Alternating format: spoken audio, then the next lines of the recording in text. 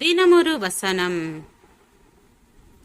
எபேசியர் 2வது அதிகாரம் 19, 20 வசனங்கள். ஆகையால் நீங்கள் இனி அந்நியரும் பரதேசிகளுமாயிராமல் பரிசுத்தவான்களோடே ஒரே நகரத்தாரும் தேவனுடைய வீட்டாருமாயிருந்து அப்போஸ்தலர் தீர்க்கதரிசிகள் என்பவர்களுடைய அஸ்திவாரத்தின் மேல் கட்டப்பட்டவர்களுமாயிருக்கிறீர்கள். அதற்கு இயேசு கிறிஸ்து தாமே மூலைக்கல்லாயிருக்கிறார்.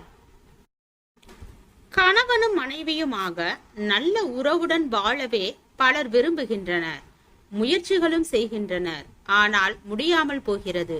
பிறரோடு உள்ள நல்ல உறவுகளை இழக்காமல் இருக்க விரும்புகின்றனர், ஆனால் இயலாமல் போகிறது.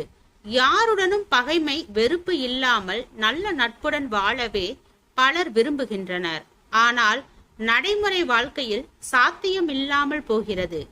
எவ்வளவுதான் இசைந்து போய் வாழ விரும்பினாலும் திடீரென்று நான் என்ற சுய உணர்வு வெளிப்பட்டு அற்ப காரணங்களுக்காக உறவுகள் உடைந்து விடுகிறன.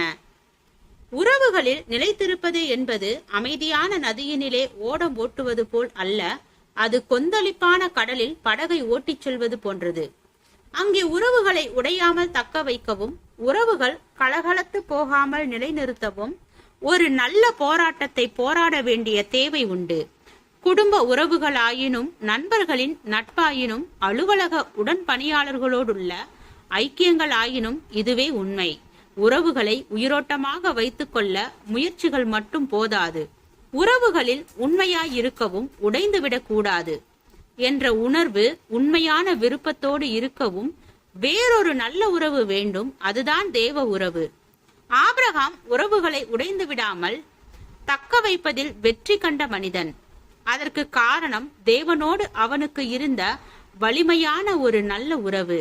தேவ உறவின் விளைவாக அவனால் மனைவியோடும் பிறரோடும் உள்ள உறவுகளை சேதமடையாமல் பாதுகாக்க முடிந்தது.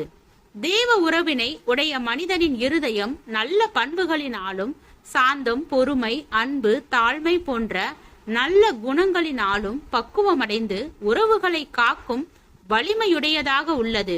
எனவே அந்த மனிதன் மனிதர்களோடு உள்ள உறவுகளிலும் ஐக்கியங்களிலும் பல பிரச்சனைகளையும் வேதனைகளையும் சந்திக்க நேரிட்டாலும் உறவுகளை உடைக்க முந்தாமல் கட்டி காப்பதில் வல்லவனாக மாறுகின்றான்.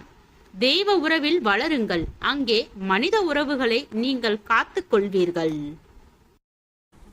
ஜெபம். தேவனுக்கு ஸ்தோத்திரம்.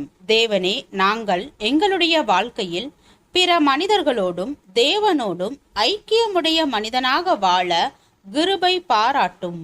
ஆமேன்.